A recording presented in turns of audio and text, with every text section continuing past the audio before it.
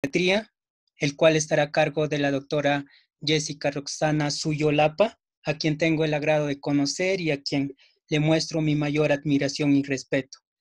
La doctora es médico cirujano de la Universidad San Juan Bautista, residente de pediatría por la Universidad San Martín de Porres en el Hospital Nacional Alberto Sabogal Soloburen.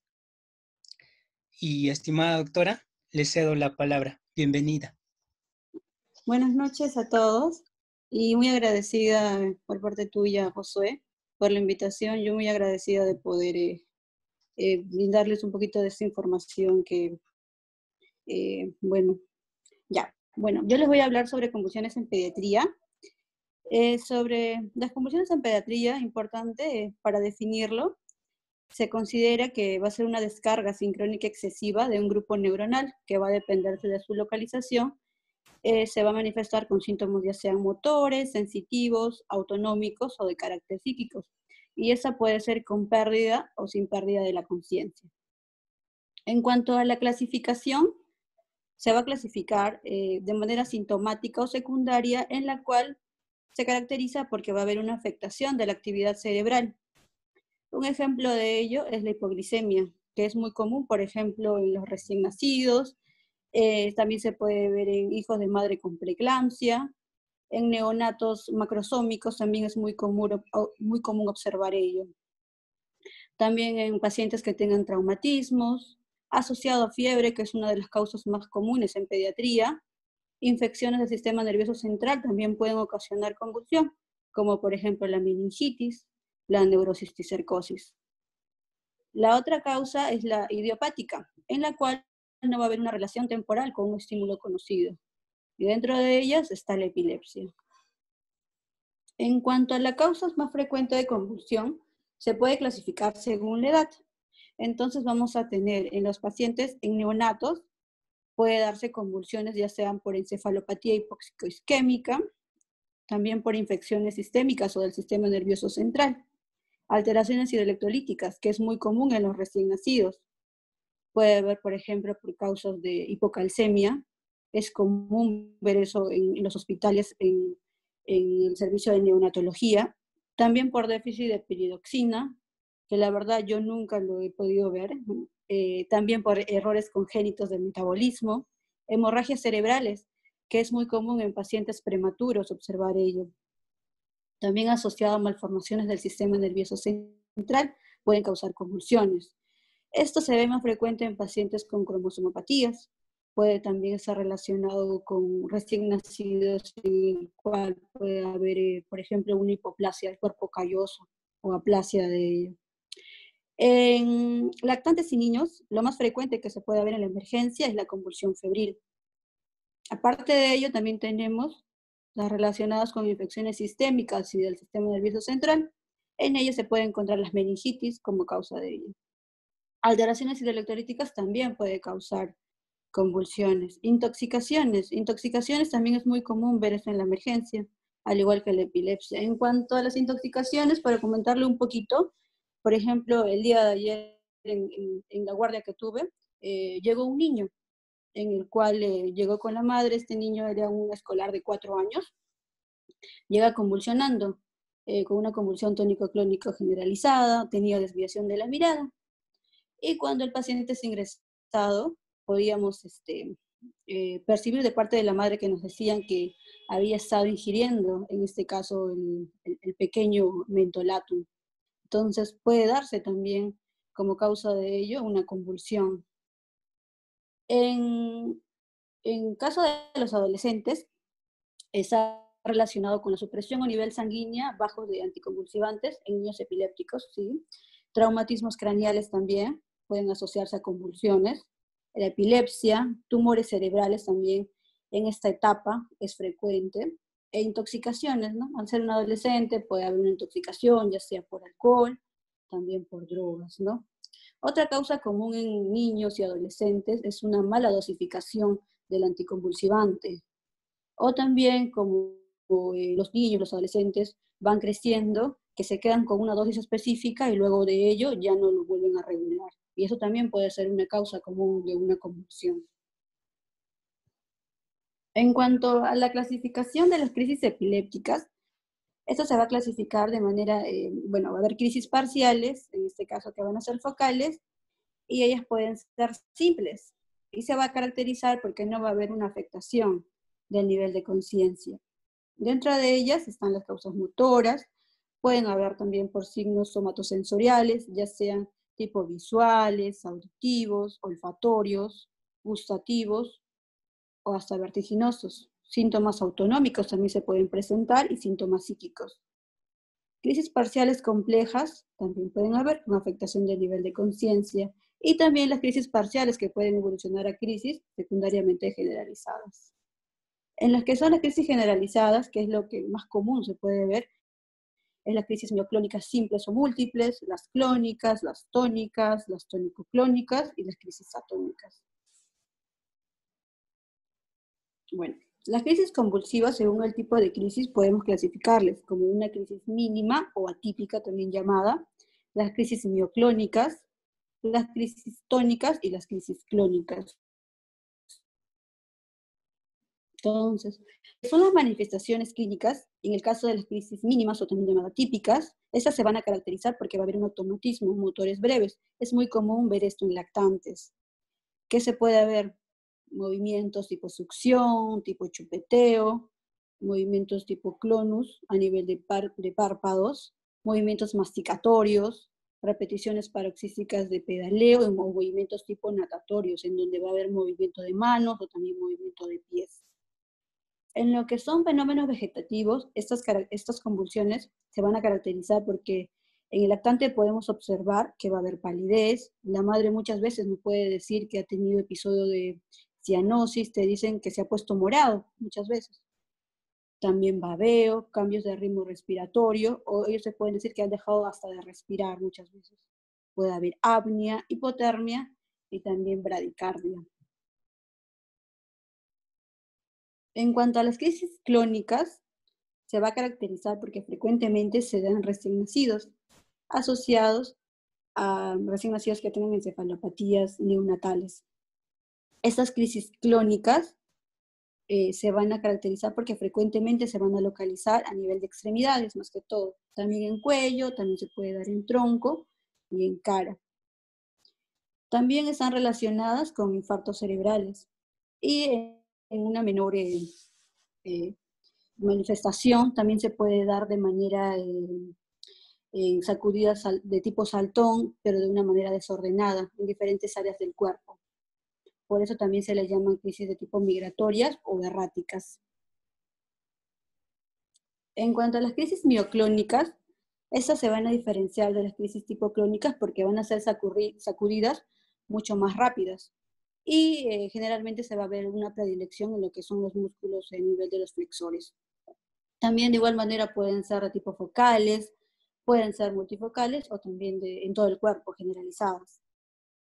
Son las que menos frecuentemente se observan, pero se van a ver más en los que son prematuros, asociados a lesiones graves del sistema nervioso central.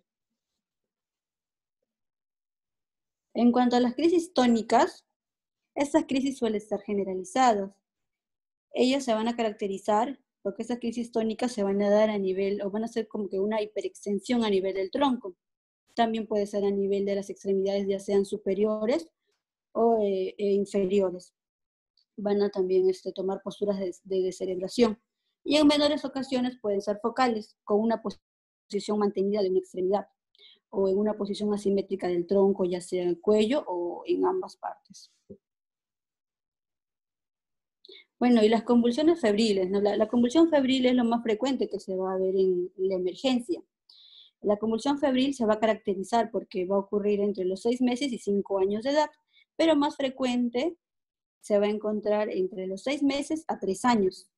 Y el pico más alto se va a dar a los 18 meses. Y esta se va a caracterizar porque va a haber una ausencia de una infección intracraneal o una alteración metabólica y no tiene antecedente de una crisis febril.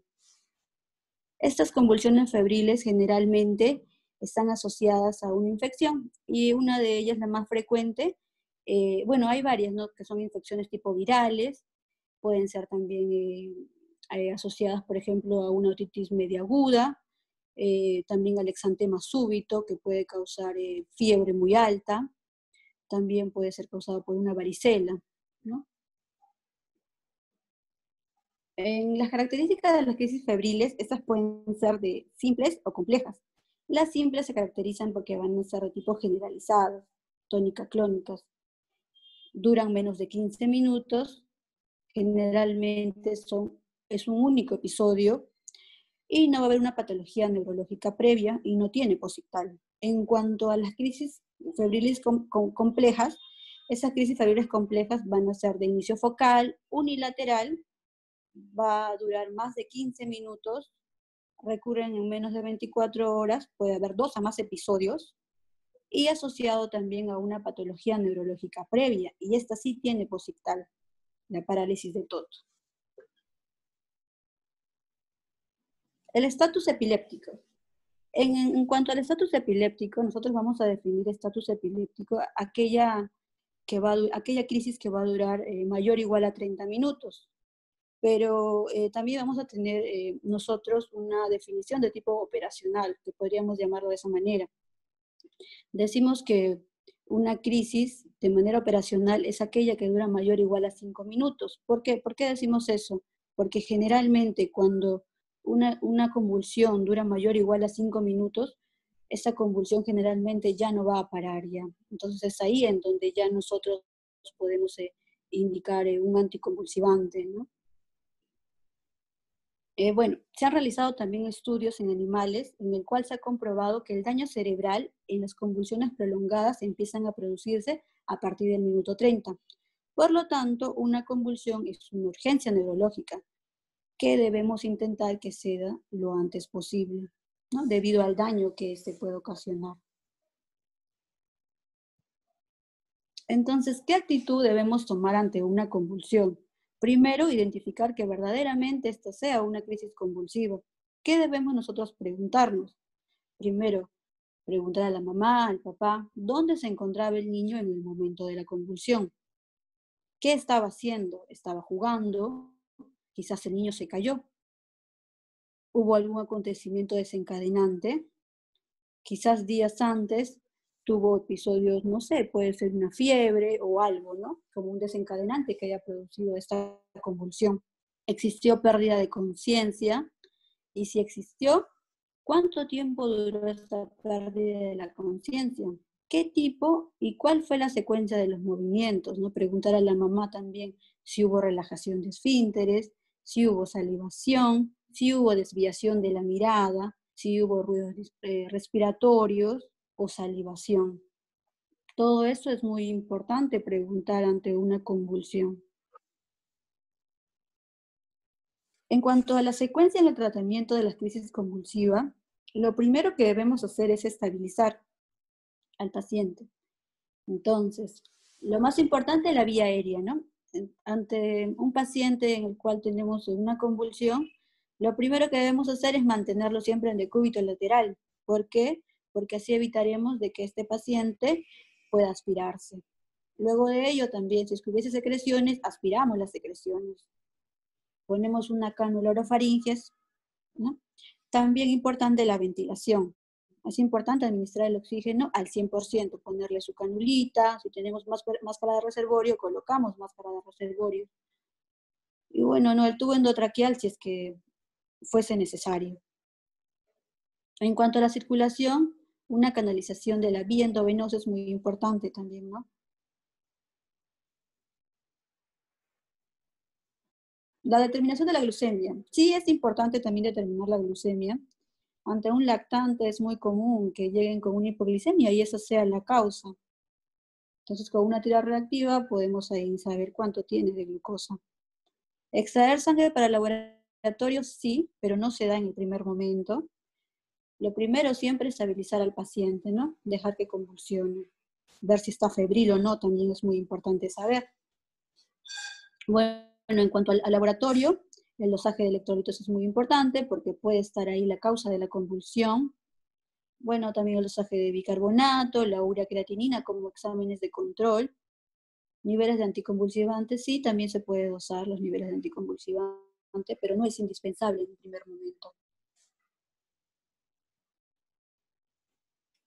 Bueno, ¿y cuál es la secuencia en el tratamiento de las crisis convulsivas? Primero, ante la llegada de un paciente con convulsión, primero preguntar a la mamá, al papá, ¿cuánto tiempo ha estado convulsionando? Porque generalmente cuando llega el paciente a la emergencia, ya va a llegar con unos 5, 10, hasta 15 minutos que ha estado convulsionando. Desde su casa hasta la emergencia, generalmente unos 10 a 15 minutos.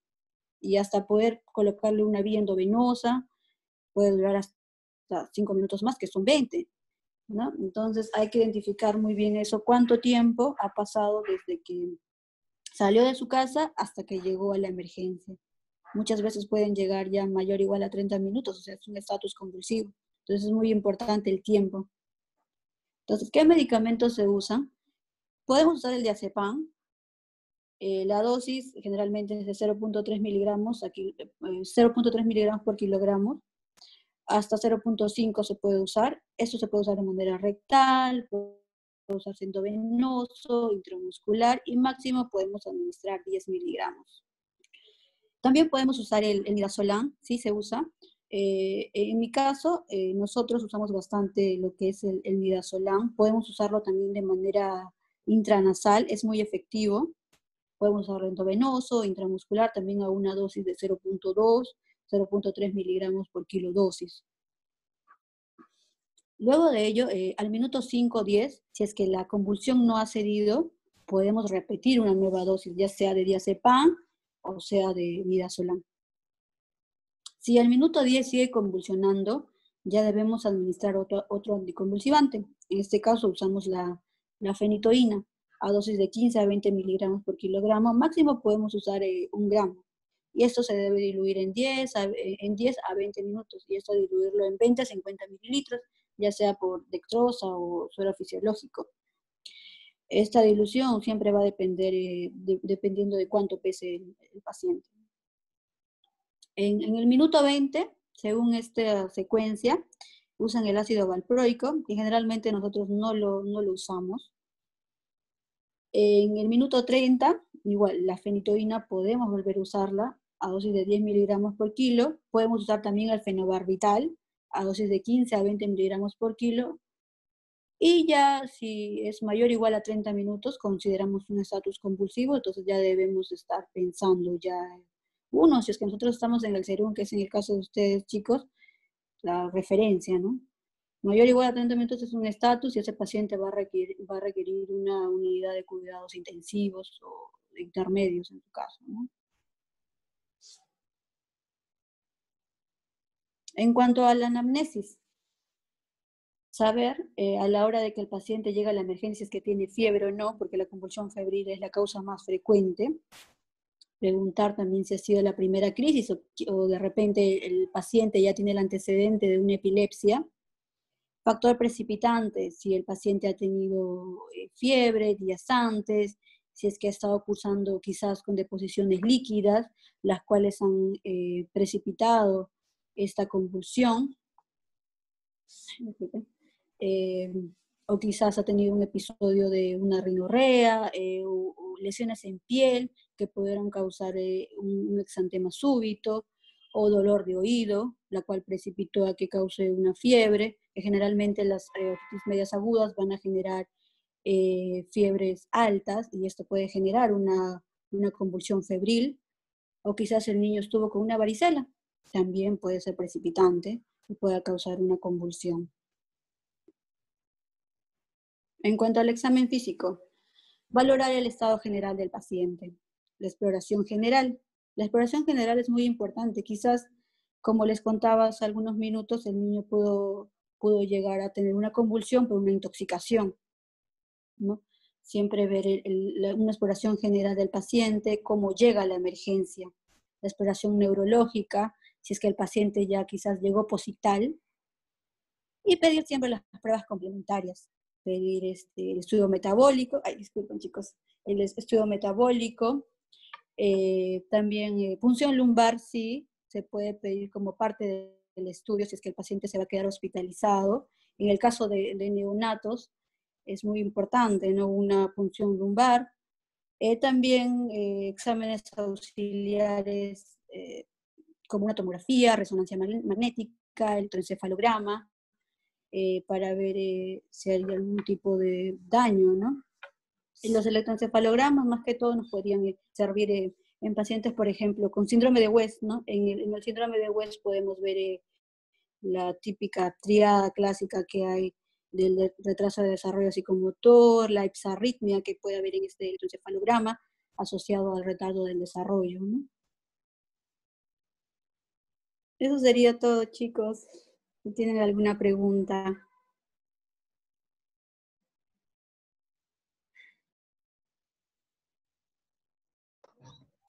Doctorita, muchas gracias por su ponencia.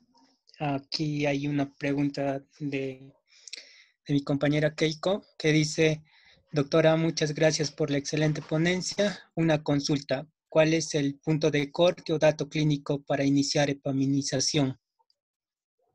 Bueno, la epaminización generalmente, bueno, se da cuando un paciente ya ha estado mayor, igual a 30 minutos, convulsionando, es lo que usamos nosotros, esta epaminización, ¿no? Esto se va a iniciar con la fenitoína a una dosis de carga, que es de generalmente la dosis de 15 a 25 miligramos por kilo, generalmente usamos 20 miligramos, que se va a pasar en 30 minutos. Y luego de ello ya usamos la fenitoína a dosis de mantenimiento, que podemos usar de 3 a 8 miligramos por kilo día. Un promedio de 5 miligramos por kilo día, que podemos pasarlo cada 8 a cada 12 horas, ¿no? Muchas gracias, doctora. Y dice aquí otra pregunta, que muchas gracias por la ponencia, doctora. ¿Cuándo se utilizaría el levetiracetam?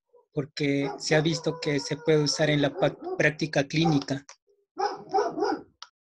Sí, bueno, en cuanto al levetiracetam, sí se usa en la práctica clínica en pacientes que tengan como diagnóstico epilepsia, se usa el levetiracetam. También he podido leer estudios en el cual se puede usar en convulsiones febriles complejas, este levetiracetam. En sí hay muchos anticonvulsivantes que se usan, ¿no? Está el levetiracetam, se puede usar la fenitoína, hay muchos medicamentos que se pueden usar.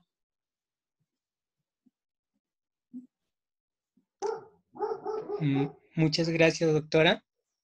Creo que con eso son las preguntas. Bueno, aquí hay otra pregunta que dice, doctora, buenas noches, muchas gracias por su ponencia. Mi pregunta es la siguiente. ¿Cuál es la dosis máxima que se puede usar para un paciente pediátrico?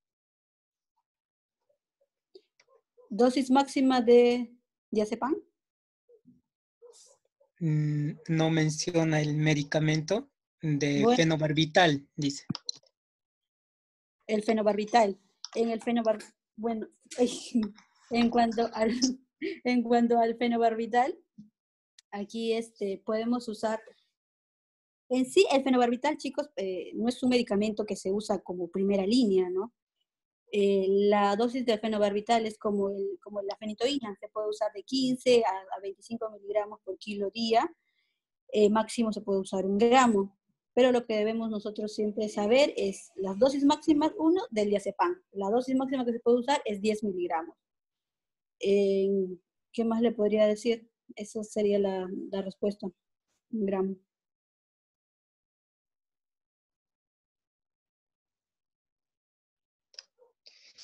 Muy bien. Bueno, agradecerle nuevamente por su predisposición inmediata, doctorita, cuando se le invitó a este primer curso virtual, Tópicos Selectos en Pediatría. Eso significa un compromiso con educación médica.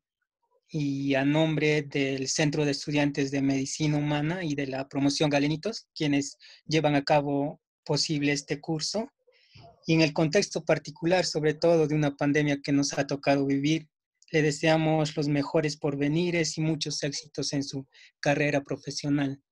Muy agradecido, doctora.